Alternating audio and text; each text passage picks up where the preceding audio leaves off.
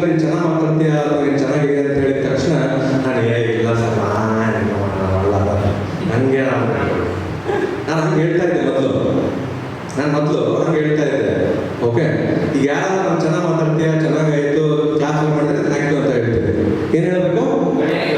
ಯಾರಾದ್ರೂ ನೀವು ಚೆನ್ನಾಗಿ ಮಾಡ್ತೀಯ ಅಂತ ಹೇಳಿದ್ರೆ ಏನು ಹೇಳ್ತೀರಾ? ಥ್ಯಾಂಕ್ ಯು ಅಂತ ಹೇಳ್ಬೇಕು. Okay, thank you sir. ಅದು ತುಂಬ ಇಂಪಾರ್ಟೆಂಟ್ ಪಾಯಿಂಟ್ ಅದು.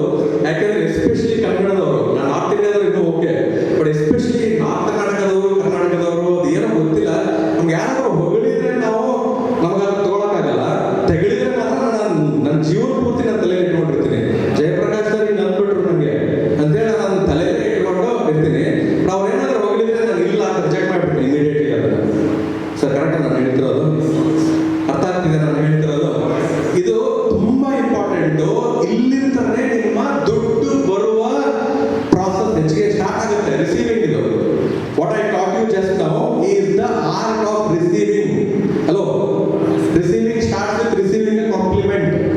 ರಿಸೀವಿಂಗ್ ಸ್ಟಾರ್ಟ್ಸ್ ವಿತ್ ರಿಸೀವಿಂಗ್ ಎಲ್ಲ. ಆಮೇಲೆ ಮನೆ ಆಶೀರ್ವಾದ ಕೊಡಬೇಕು ಅಂತ ಹೇಳ್ತಾರೆ. ನಮ್ಮ ಕಡೆ ಎಲ್ಲ ಸುಮಾರು ಹೇಳ್ತಾರೆ, ಆಶೀರ್ವಾದ ಇದ್ರೆ ಆಗುತ್ತೆ ಹೋಗು.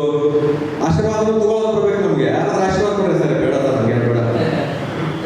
ನಮ್ಮ ಕಡೆ ಸರ್ ಐ ಡೋಂಟ್ ನೋ ನಿಮ್ಗೆ ಎಷ್ಟು ಕೊಟ್ಟಾಗ ಮಾತ್ರ ಬೇಡ. ನಾರ್ತ್ ಕರ್ನಾಟಕದಂತೂ ಸರ್ ಇದೊಂಥರ